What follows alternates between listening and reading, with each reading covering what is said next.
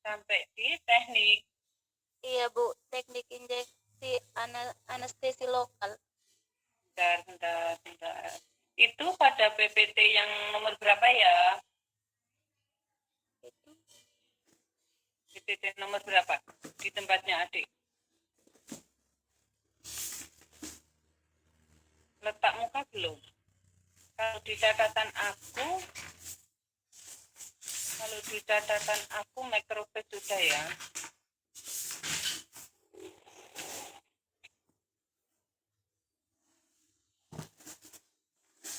Tanda-tanda dan gejala distosia bau. Kepala seperti tertahan di dalam vagina, kepala lahir tetapi tidak terjadi putar paksi luar. Kepala sempat, itu sudah ya.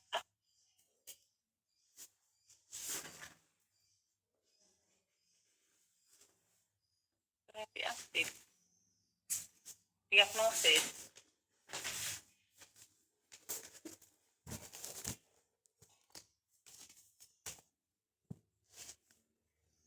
Kita ini loh.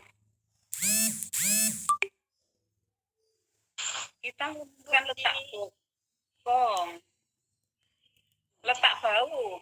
Bau macet, distosia bau. Distosia bau pada PPT yang kedua. Iya, di distosia bahu. Iya, distosia bau kan kemarin. Sampai tanda-tanda dan gejala distosia bau sebagai berikut. Itu kan? Iya, Bu. Iya. Kuliah? Kita lanjut kuliah. Masih jam 10 kan.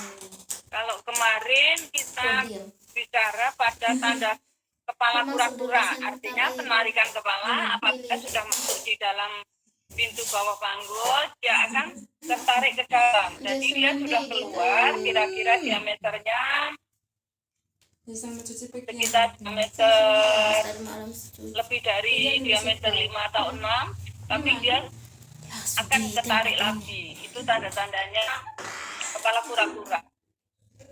Jangan tutup dari luar. Adik-adik masih ingat?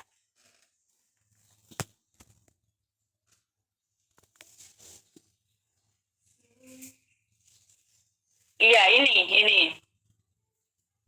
Oh bukan, sebelumnya.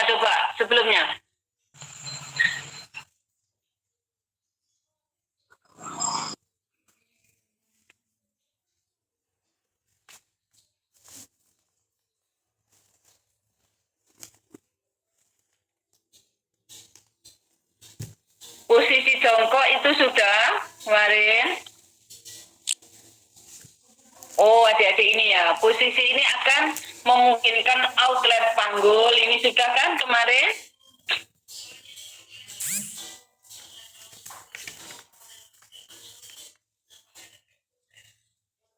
Ayo.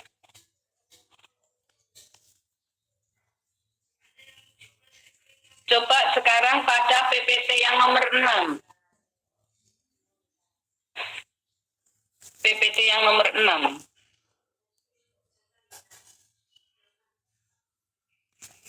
Mbak Resinta. PPT yang nomor 6 Mbak Resinta. Itu PPT yang nomor 8 yang kamu taruh di sini.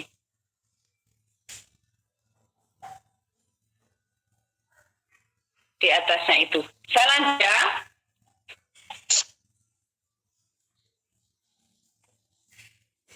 Ini yang hadir masih 27. Nggak apa-apa, kita sambil nunggu. Karena jamku sudah gelap semua. Tanda-tanda gejala distosia bau adalah sebagai berikut. Yang pertama, kepala seperti tertahan di dalam vagina. Kepala itu tidak bisa leluasa untuk putar paksi luar. Dia tidak bisa untuk memposisikan bau anterior dan bau posterior posisinya miring. Bisa putar paksi luar, bisa seperti itu. Kepala lahir dalam putar paksi luar, tapi tidak terjadi. Maksudnya begitu. Begitu lahir tetap aja dia dikatakan kepala kura-kura itu kayak gitu. kepala sempat keluar tapi akan tertarik lagi ke dalam. Jika perputaran kepala tidak terjadi, jika bau menemui kesulitan untuk dilahirkan, maka hiperfleksi panggul dan dengkul bisa digunakan. Maksudnya yang kemarin kita memakai manuver Macrobed. Jadi masih ingat Macrobed?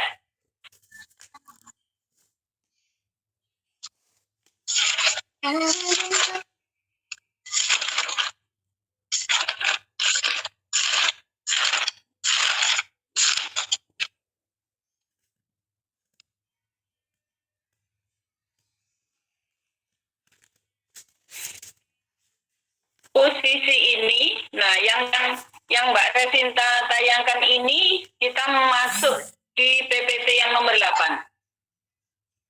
Posisi ini akan memungkinkan outlet.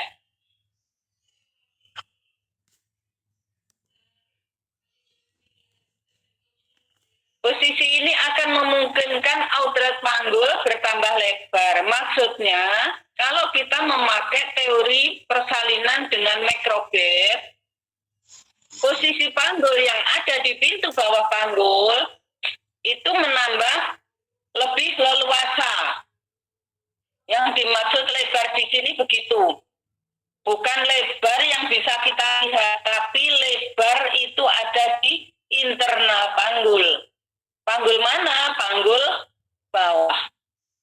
Karena yang bisa menentukan bokong atau kepala itu adalah pintu bawah panggul. Kalau bagian bawah sudah masuk. Fleksi yang berlebihan dari kaki ibu akan meluruskan sakrum. Maksudnya fleksi itu seperti ini. Jadi pahanya ibu ditarik ke atas, mendekati perutnya ibu, kakinya ibu ditarik ke atas, mendekati perutnya ibu, maksudnya dibuat fleksi. Menekuk itu fleksi, ya.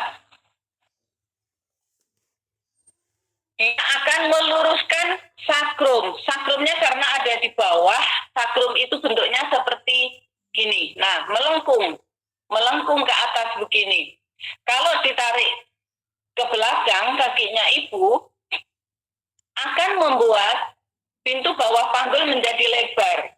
Sehingga yang awalnya bagian bawah itu tidak bisa masuk, tidak bisa turun, dia akan memberikan ruang.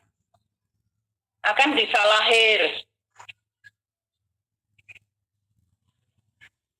Fleksi yang berlebihan dari panggul dan dengkul ini meluruskan dan mungkin sudut panggul untuk menampung diameter yang lebih besar dari bau tersebut. Baunya siapa? Baunya bayi.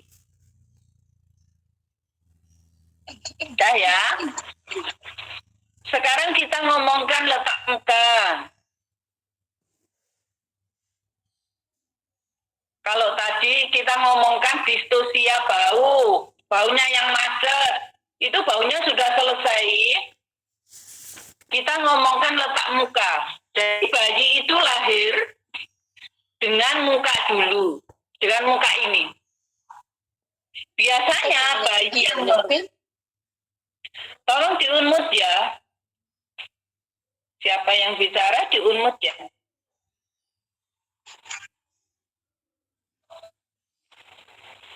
Adik-adik supaya diunmut, minta tolong supaya suaranya tidak masuk. Karena kalau di belakang kita ada orang ngomong, itu bisa masuk di area kita. Yang kedua, letak muka. Letak muka adalah letak kepala yang tengadah atau defleksi. Tengadah itu kayak gini ya, orang yang mau mengambil mangga. Nah, ini namanya tengadah. Bayi yang normal itu lahirnya adalah di belakang kepala dulu. Jadi dia posisinya fleksi, tapi Di sini posisinya adalah defleksi.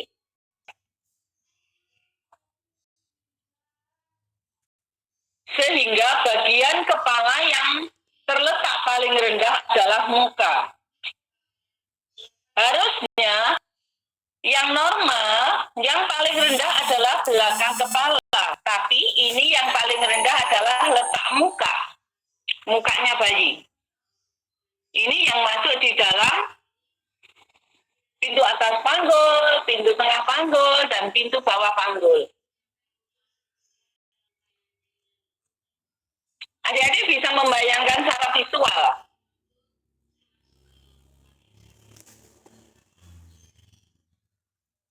Bisa nggak kira-kira? Letak muka deh, bukan bau macet. Letak muka. Selanjutnya, kita sudah sampai di letak muka.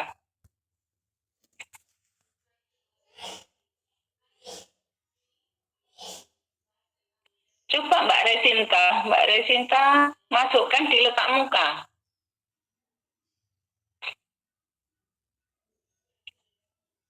Halo, Mbak Resinta dengar Bu Yuda?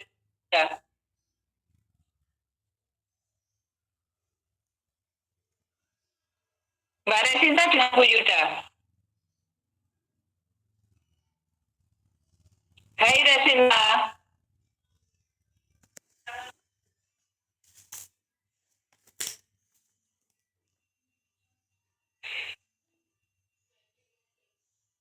Ya sudah, saya lanjut ya. Nanti ada baca ya. Saya lanjut. Soalnya miliknya Resinta masih macet, miliknya Bu Yuda sudah letak muka. Iya Bu, lanjut saja. Soalnya kami lihat di PT juga Bu, PPT. Oh iya sudah. Kamu mau pakai laptop ya? Ya, bisa. Iya Bu. Ya. Letak ini merupakan letak defleksi yang paling maksimal. Maksudnya, bayi itu letaknya tidak belakang kepala, tidak fleksi seperti ini, tapi letaknya dia defleksi, defleksinya itu maksimal. Sangat defleksi. Jadi dia sengaja itu sampai kepala itu nempel di punggungnya bayi. Itu namanya defleksi maksimal. Jadi oksiput yang dan punggung berhubungan erat, nempel sekali. Harusnya dia begini, tapi dia begini. Tapi ini nempel di punggung. Muka terlihat ke bawah, jadi seperti orang menjolok mangga. Mengambil mangga seperti ini, ya, mengambil mangga di atas kepalanya. Ini jarang sekali terjadi. Ini dikatakan kira-kira 0,27 sampai 0,5% dari semua persalinan. Kalau letak muka itu memang jarang sekali diketemukan, kecuali pada rumah sakit besar yang kiriman itu ada kadang-kadang. Karena jarang sekali, makanya di sini di prosentase 0,7 sampai 0,5%. Posisi ditentukan oleh dagu. Dagu itu namanya dalam anatomi mento, dagu. Jadi kalau kita melihat letak muka, yang kita lihat dulu apa? Oh, kelihatan dagunya. Dalam vagina susek dengan 2 jari kita. Begitu masuk, pembukaannya berapa, epipen berapa, ketuban positif atau negatif. Kalau sudah tahu ini letak muka, biasanya adalah negatif ketubannya. Baru kita cari bagian yang paling depan itu apa? Oh, ternyata dagu. Dagunya bayi. Di sini dagu kiri depan namanya left mento anterior atau singkatannya LMA. Adik-adik ukuran-ukuran kepala saya kira sudah diberikan sama Bu Novi ya. Temnya Bu Yuda, Bu Novi kalau nggak salah. Ini sudah ada ya. RMA adalah right mento anterior, dagu kanan depan. Dagu kiri belakang namanya left mento posterior. dagu kanan belakang atau ritmento posterior. Belakang itu adalah bawah. Kalau kita ngomongkan itu adalah bawah, bukan di belakang sana, bukan seperti itu. Bawah itu posterior, atas itu adalah anterior. Kita lanjut. Macet itu mungkin presentasinya Resinta. Iya Bu, sinyal. Enggak apa-apa, sudah. Kita masing-masing sudah punya PPT. Iya Bu.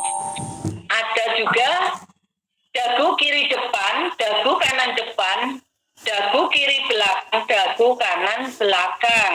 Nah, itu untuk melihatnya dagu mana itu namanya adalah posisi. Etiologi atau sebab. Etiologi itu sebab. Kenapa terjadi letak muka? Karena adanya sebab yang menghilang terjadinya fleksi. Maksudnya menghilang itu, pada bayi biasanya itu menunduk begini, ini namanya fleksi kalau menunduk begini. Tapi itu tidak menunduk, itu dia kebalikannya tengadah. Makanya dikatakan oleh buku ini adalah hilang. Karena sumbernya kalau Bu Yuda ngajar tidak hanya satu buku ya, kadang-kadang seperti buku William, itu bahasa Inggrisnya untuk diterjemahkan ke Indonesia agak sulit. Jadi apa yang ada di buku itu saya tulis begitu aja. Yang penting adik-adik mengerti. Nanti kalau adik-adik membaca buku William, kadang-kadang 5 menit belum nyambungnya, paling nyambung setelah 10 atau 15 menit. Oh, maksudnya kata-kata seperti ini gitu. Bukan artinya bayinya nggak bisa, kalau dia sudah lahir nggak bisa difleksikan, bukan seperti itu. Artinya posisi di saat pintu bawah panggul dia tetap nggak bisa fleksi. Sehingga kalau dia nggak bisa fleksi, akhirnya menyebabkan defleksi. Jadi ketarik gitu. Sifatnya bayi itu menyesuaikan tempat yang akan dia lewati. Tempat yang akan dilewati apa? Bidang-bidang yang ada di dalam panggul. Ada bidang atas panggul, bidang bawah panggul. Nah, kebetulan ini adalah bidang bawah panggul. Panggul bisa dibagi menjadi 2 atau 3, tergantung dari sumbernya. Ada yang mengatakan dibagi menjadi 3, yaitu bidang atas panggul, bidang tengah panggul, bidang bawah panggul. Ada orang yang mengatakan bidang panggul itu dibagi menjadi 2 aja, panggul besar dan panggul kecil, atau panggul atas dan panggul bawah. Nah, ini yang sulit, dia pintu atas panggulnya sudah bisa masuk. Oh, ternyata di bagian bawahnya dia nggak bisa masuk, sehingga namanya bayi selalu menyesuaikan jalannya. Jadi dia kasihan, namanya bayi itu seperti kita dulu juga seperti itu. Bagaimana caranya dia akan keluar, itu selalu menyesuaikan ruangnya, tempatnya. Di bawahnya ini ada sebab primer dan ada sebab sekunder. Sebab primer dikatakan sejak dari awal persalinan sudah terjadi letak muka. Dari awal dia, sebelum dia masuk di pintu bawah panggul, dia sudah terjadi defleksi yang berlebihan. Itu di primernya. Di sekundernya, panggulnya sempit. Nah, ini ada panggul sempit. Mungkin panggulnya yang sempit, tapi yang di primer itu adalah karena bayinya. Di sekunder mungkin jalannya, mungkin yang lain ya. Kalau di primer sejak awal persalinan sudah terjadi letak muka. Karena apa? Di sini dikatakan karena anencephalus. Karena hidrocephalus. Adanya congenital anomali, congenital shortening of the cervical muscle, karena otot-otot yang ada di dalam panggul, terutama hygromacoli atau kista lehernya siapa? Lehernya bayi itu mentok. Jadi dia nggak bisa fleksi gini karena ada tekanan yang ada di leher itu, ada pada leher beberapa kali. Kalau bayinya kena lilitan tali pusat kejiret tali pusat, keikat tali pusat, akhirnya dia akan ketarik ke belakang. Yang sekundernya adalah panggul sempit, tangan menumbung di samping kepala, anak sangat besar, plasenta previa atau plasenta letak rendah, grande multipara, pergerakan anak terlalu bebas. Kalau anaknya kecil, terjadi grande multipara. Grande multipara itu ibu yang pernah hamil lebih dari 5 kali. Pergerakan anak bebas, misalnya pada hidramnion. Kenapa anaknya bisa bergerak bebas? Nah, karena cairan amnionnya, cairan daripada ketuban, itu banyak sekali. Kalau banyak sekali, dia berenang kemana-mana. Sehingga dia terserah mau menentukan kayak apa bebas. Padahal kalau pada bayi aterem, biasanya dia ketubannya karena terbatas, untuk nutrisi bayinya itu dia nggak bisa bergerak bebas, tapi dia masih bisa makan dan minum dari ketuban. Dan perut ibu yang menggantung, posisi uterus yang miring, itu adalah sebabnya. Kenapa terjadi pada letak muka? Ini sebabnya yang ada di primer dan sekunder. Mungkin tidak semua, tapi salah satunya saja sebab itu bisa menyebabkan letak muka. Patologi persalinannya. Nah ini, persalinannya kayak apa? Dagu dapat berputar ke depan atau mento anterior. Itu terjadi 80-90%. Atau ke belakang namanya mento posterior, tapi jarang sekali yang belakang. Yang paling sering adalah ke depan atau anterior. Yang ke belakang 10%, yang ke depan sampai 80 atau 90%. Kenapa kira-kira? Karena kalau dia putarnya ke belakang lebih kesulitan lagi. Sudah dia defleksi maksimal, terus dia mau putar pasti lagi. Tapi kalau ke depan, itu adalah lebih longgar daripada belakang. Alasannya begitu. Bila mento posterior menetap atau posisi mento posterior persisten. Artinya persisten itu sudah tidak bisa berubah lagi. Kalau sudah dagunya di belakang, ya sudah di belakang. Sudah nggak bisa. Karena apa ya? Karena faktor-faktor etiologi itu tadi. Ada faktor primer dan ada faktor sekunder. Kalau sudah persisten, maka kepala tidak mungkin lahir karena defleksi kepala sudah maksimal, sehingga bisa timbul komplikasi di dalam persalinan. Kalau bidannya atau dokternya tahu sebetulnya itu letak muka dan itu sudah maksimal, sudah persisten, ya. Kalau lebih tahu dari awal, sebaiknya itu ya tidak dilahirkan secara normal. Kira-kira kenapa adik-adik kok nggak bisa dilahirkan secara normal? Kadang-kadang bisa, kadang-kadang nggak bisa. Cuman resikonya tinggi banget. Resiko apa kira-kira? Bisa terjadi kematian bayi.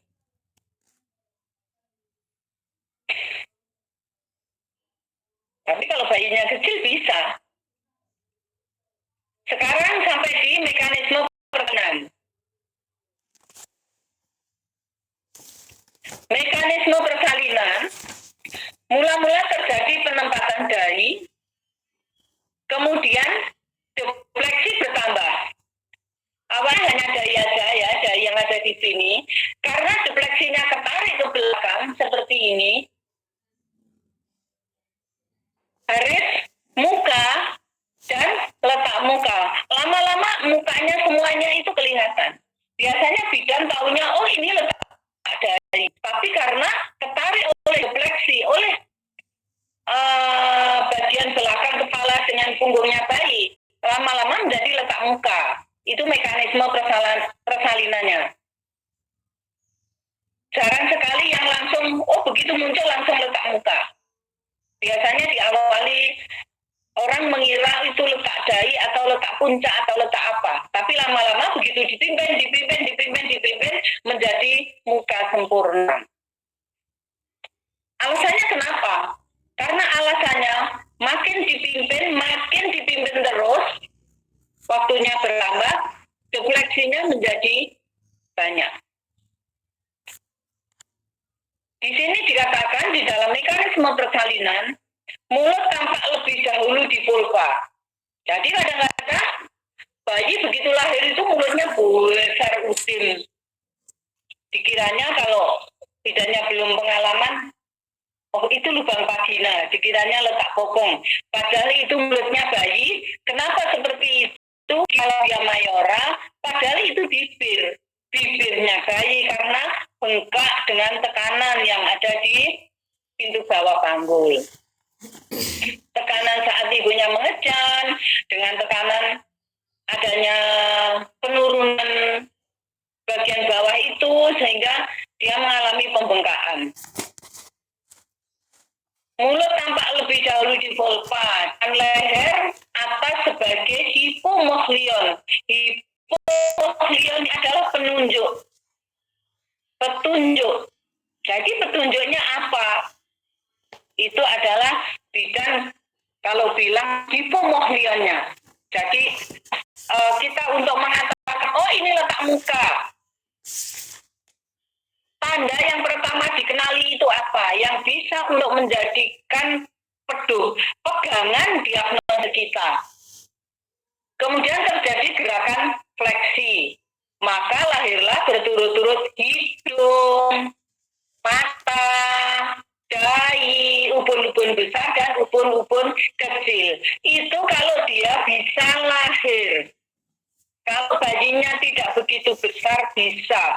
Tapi kalau bayinya besar kayak letak bahu yang sangat lebar tadi tetap nggak bisa lahir. Kalau bayinya kecil itu bisa lahir. Kalau dia sudah lahir yang awalnya defleksi maksimal, dia akan mengalami fleksi. Di sini dikatakan adanya gerakan fleksi. Maka lahirlah berturut-turut dari dagu tadi, dari mulut menjadi hidung, mata, dahi, ubun-ubun besar, ubun-ubun kecil. Jadi kebalikannya daripada letak belakang kepala. Lingkaran kepala pada letak muka adalah planum tracheoparietal 36 cm. Ini diameter yang besar. Persalinan akan berlangsung lebih lama, tetapi 80% akan terjadi persalinan spontan.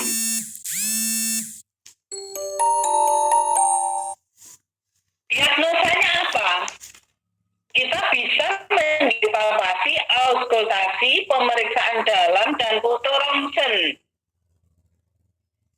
Diagnosanya melalui tahapan. Kalau palpasi kayak apa? Teraba kepala sangat menengadah, cekung punggung kepala sangat menukik. Bukan menudik itu ya, menukik. Ketikanya Bu Yuda yang salah. Atau kalau ada cekungan punggung yang sangat menukik, itu namanya ada sudut. Di antara kepala dan punggung ini ada sudut, namanya sudut tibre. Itu sering keluar kalau di ujian nasional. Sudutnya namanya sudut tibre.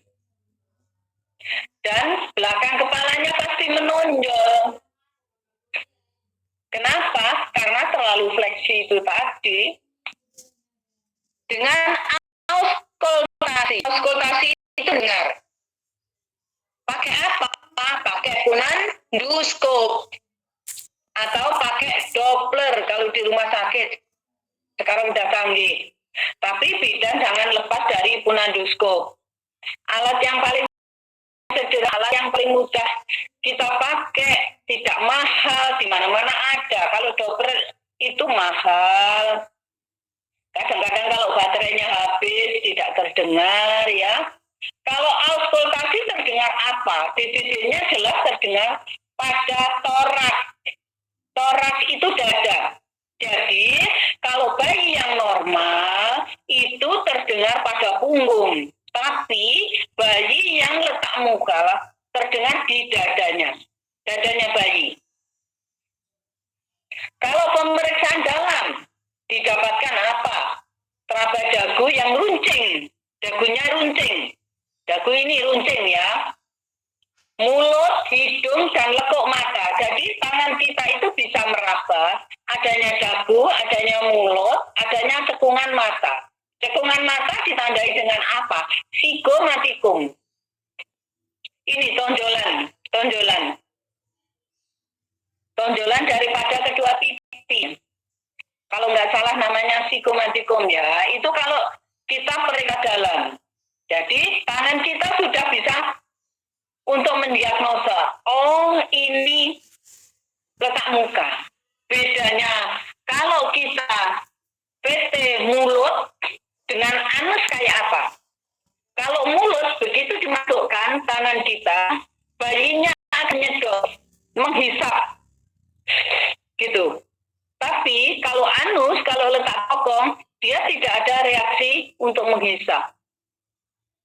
Itu bedanya. Kalau ditanya apa bedanya mulut dan apa bedanya anus. Kalau bedanya mulut, bayinya bisa menghisap jari kita. Kalau bedanya anus, jari kita tidak ada rangsangan hisap. Jadi terasa, kita itu terasa kalau meriksa pasien. Kalau lewat foto rongsen kayak apa? Tampak kepala sangat menengadah. Kalau foto rongsen, hasilnya foto kan bisa kita lihat. Jadi tadi ada sudut fibre yang menukik, kepalanya menonjol. Itu kelihatan banget. Oh ini ada sudut fibre. Oh ini menengah ada. Itu kelihatan kalau di ronsen. Tapi kalau di PT, jari kita bisa menunjukkan sebagai alat. Itu apa? Kita bisa meraba dagu, mulut, hidung, mata. Mata dua. Di bawah mata ada tulang pipi yang menonjol dua-duanya. Kalau mulut itu ada jaraknya berdekatan, tapi kalau mata agak jauh. Di bawah mata ada tulang yang menonjol. Itu tangan kita kalau lagi VT kayak gitu. Bisa diterapi, namanya terapi aktifnya. Kayak apa ya? Yang pertama, pada pembukaan lengkap, lakukan versi dan ekstraksi atau ekstraksi vakum atau forceps. Jadi kepalanya bayi kalau di vakum ya disedot itu ya dengan ruang hampa itu. Kalau di forceps kepalanya bayi, ini mukanya bayi, ada alat forceps itu dijepit.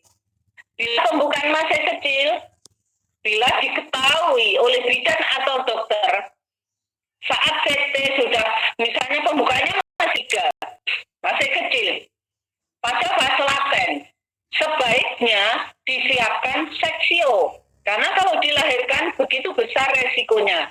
Tapi kalau kita ketahui sudah pembukaan lengkap, misalnya grande multipara, dia sudah sering melakukan persalinan, jadi episemen dan pada dilatatornya itu sudah semuanya membuka, ya terpaksa kita lakukan. Yang paling aman dilakukan vakum resep.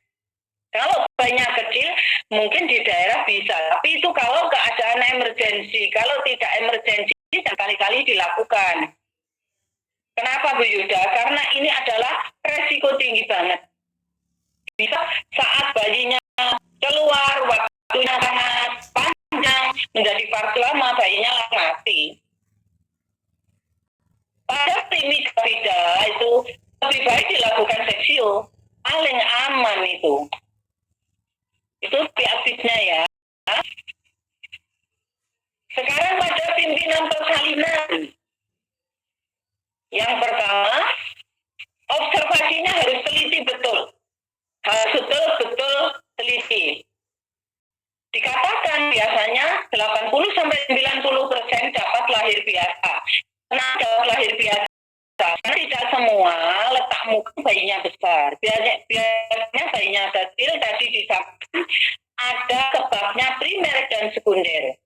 Mungkin lilitan tali pusat, mungkin yang lain. Sehingga dikatakan di sini 80-90% dapat lahir biasa.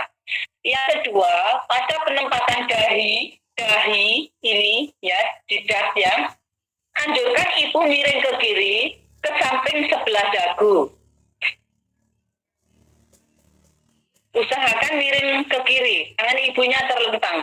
Kalau pada persalinan normal, kenapa persalinan itu miring ke kiri? Karena vena cava inferior itu letaknya ada di kanan. Kalau dia miring ke kiri, nafas bayi akan menjadi lancar. Kafum uteri tidak menutupi nafas bayi. Alasannya begitu. Kalau di pimpinan persalinan dengan letak muka, paling enggak juga mengurangi tekanan pada muka. Yang ketiga, usahakan untuk merubah letak. Kalau bisa, bagaimana caranya? Kalau di rumah sakit itu dokter ahli, selama bagian bawahnya itu longgar, itu ada putar di dalam. Jadi sudah terbiasa melakukan kayak gitu. Tapi kalau kita tidak bisa, karena semua resiko tinggi itu harus dilahirkan di rumah sakit. Jangan sekali-kali bidan praktek mandiri, terus kita melahirkan biasa. Karena itu adalah bagian dari ahli, bukan kewenangan kita. Ditakutkan di saat persalinan bayinya tidak, waktunya sudah habis untuk memimpin, bayinya terjadi asfiksi dan akhirnya meninggal. Pada usahakan untuk merubah letak, di sini letak apa? Reposisi mento anterior menjadi posterior. Cara SAS, cara Dennis Meister dan Thorne. Ini aku belum menemukan ini caranya. Mungkin kalau adik-adik download bisa kayak apa caranya. Yang 4, bila ada indikasi untuk menyelesaikan partus segera. Pada anak hidup lakukan ekstraksi vakum atau forceps. Itu tadi yang aku bilang. Vakum atau forceps itu ada di mana? Letaknya ada di puskesmas yang Ponet. Ponet itu pelayanan obstetri emergency dasar. Itu puskesmas yang sudah dilatih dan di situ ada SPUG-nya. Ada dokter umum, ada SPUG, ada bidan yang terampil, ada perawat yang terampil. Itu merupakan tim. Kalau kita di rumah tidak boleh. Pada anak hidup lakukan ekstraksi vakum dan forceps itu tadi. Pada anak mati lakukan embriotomi. Embriotomi itu memotong jaringan-jaringan, misalnya kepalanya dipotong, otaknya dikempeskan supaya bisa dilahirkan. Karena bayinya sudah mati. Sudah mati bayinya. Kalau embriotomi itu sudah mati. Dan pada mento posterior selalu dilakukan SC. Mento posterior itu dagunya di belakang, sudah persisten ya, tidak bisa dilakukan putar pasti lagi. Prognosisnya bagi ibu dan bagi anak. Bagi ibu, partus akan lebih lama. Mudah terkena infeksi intrapartum atau infeksi pada nifas. Luka jalan lahir, mortalitasnya 3%. Oh, ngeri banget. Itu pada ibu. Kenapa? Karena kalau kita melahirkan dengan letak muka itu dinding-dinding yang ada di vagina ikut dipaksa. Sehingga kemungkinan infeksi postpartum atau intrapartum itu ada. Kematian juga ada. Luka jalan lahir tadi karena agak dipaksa ya. Tapi itu bisanya di rumah sakit loh. Rumah sakit yang Ponet.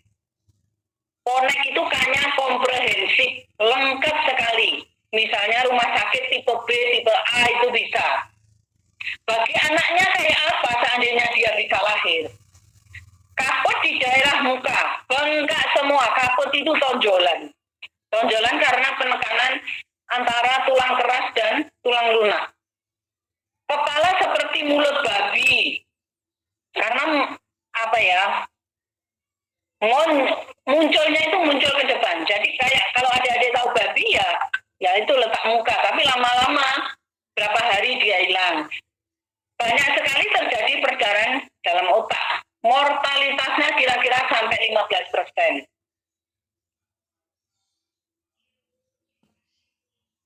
Sampai di letak muka Oh, waktunya habis jadi ya? Iya, Bu. Iya. Ini sampai di letak sungsang. Waktunya habis jadi. Mungkin ada yang bertanya? Satu atau dua?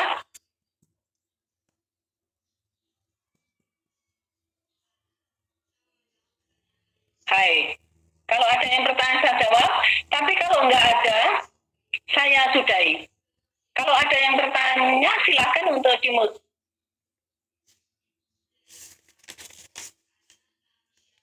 Saya hitung sampai 3 ya. 1, 2. Saya Bu atas nama Angelina Putri Landa Bu. Iya, Anjeli, silakan. Bu, saya mau bertanya, bagaimana kita bisa mengetahui bahwa bayi tersebut mengalami letak sungsang dengan muka yang dengan muka terabat dan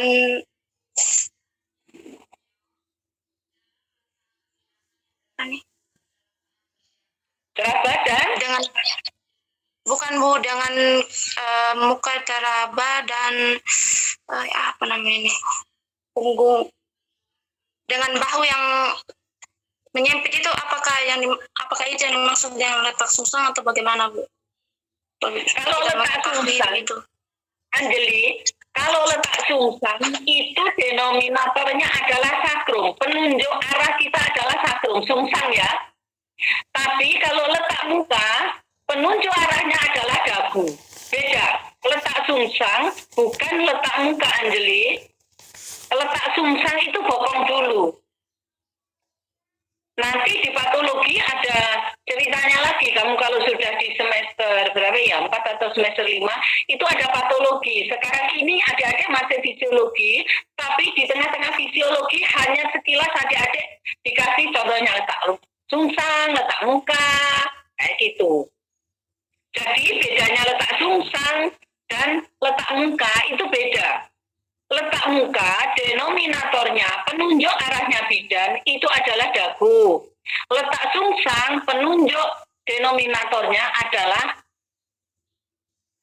bokong. Dengan apa Bu Yuda?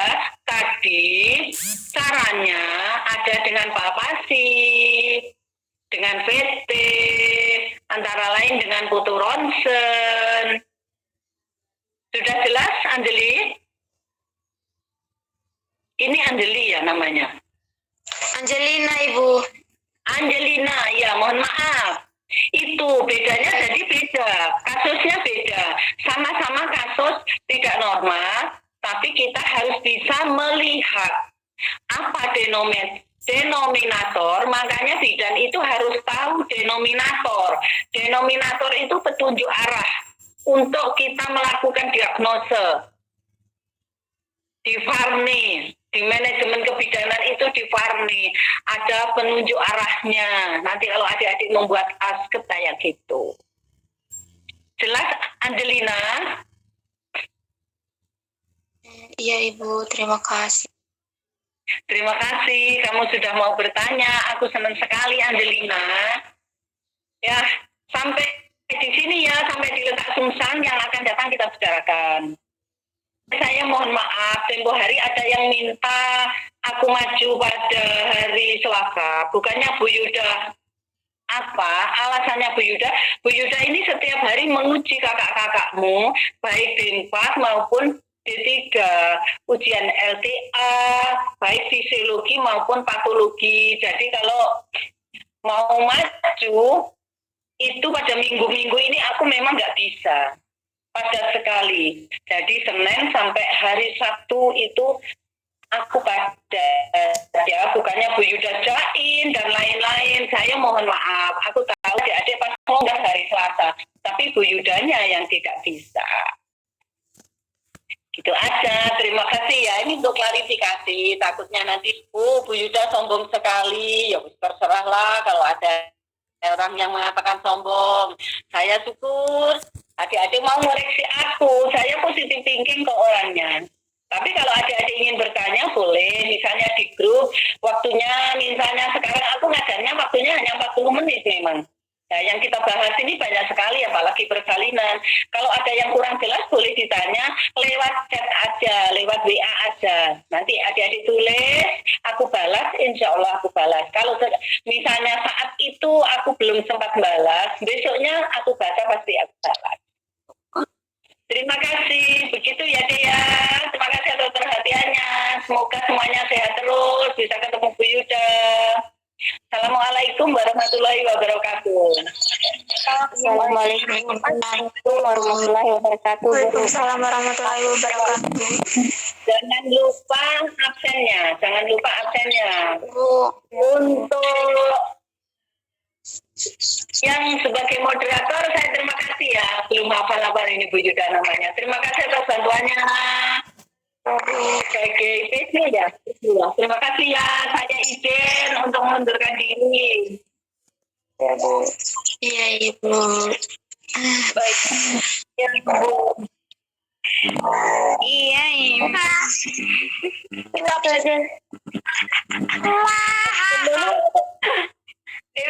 Dewi kau nih Orang ada link absen. Nama nih. Kejan dah yang haji. Halo, Beb. Woi, makan woi. Kita absen dulu itu. Bebs, ada link absen. Ada sih. Absennya biar manual aja. Oh iya, Kak. Pakai PJ. Iya. Manual pakai PJ aja. Oh, saya hadir. Hadir yo. Hari ini Rodeka aku hadir. Alfa. Iya. Alpat ini. Udah semua di Alfa aja semuanya biar adil. Iya, di Alfa aja. Kalau saya Alfa. Curang.